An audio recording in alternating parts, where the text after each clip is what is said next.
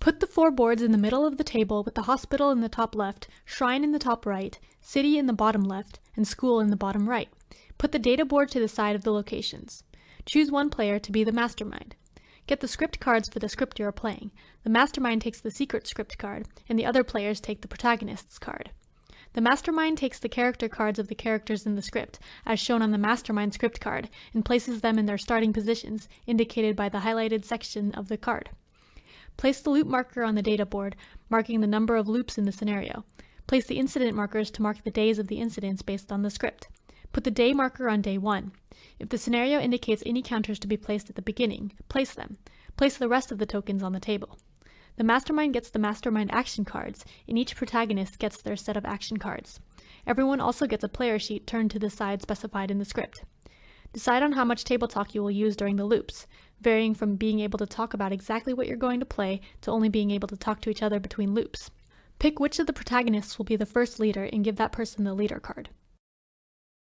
At the end of the day, move the leader card clockwise to the next protagonist. If this was the last day of the loop, then the loop ends. Otherwise, move the day marker a step down and begin a new day from morning. When the loop ends, if it's not the end of the game, reset everything to start a new loop.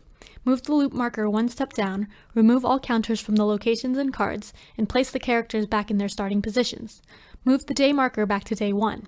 If there are any counters to place at the start of the loop, place them. Everyone gets all their action cards back in their hands. These are the character cards. Each character has a starting location, shown here in white. Some characters are also not allowed to move to certain locations, which are crossed out. Characters also have traits here, which can be referenced in abilities. The paranoia limit is here, showing how many paranoia tokens the character needs to set off an incident if the character is the culprit. These are the abilities of the character. Goodwill abilities show how many goodwill tokens are needed to use the ability. This symbol means the ability can only be used once per loop. Some characters have passive abilities, which are always in effect. The player sheets describe all the characters and their abilities, as well as the possible plots, roles, and incidents and their rules, abilities, and effects. The keywords loop start or start of loop mean it happens at the beginning of the loop.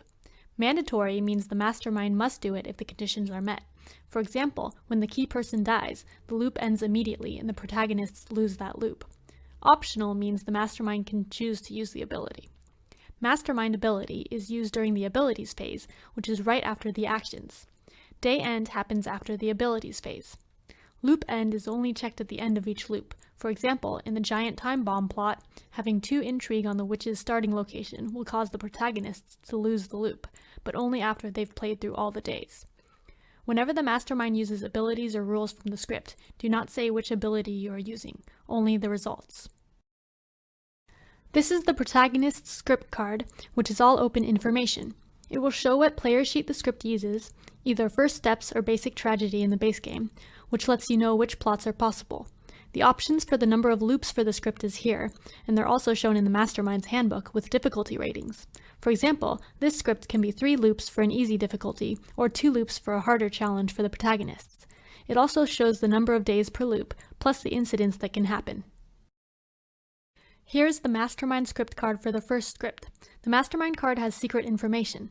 The main plot and subplots are here, and the characters plus their roles are here. If the role says person, then the character has no special role. These are all the characters that are used in the game and placed on the board during setup. Also, the incidents are shown here, along with the culprits of the incidents. In order for the incidents to go off, the indicated culprit must have paranoia tokens equal to or greater than their paranoia limit at the time of the incident. Additional information for each scenario can be found in the Mastermind's handbook.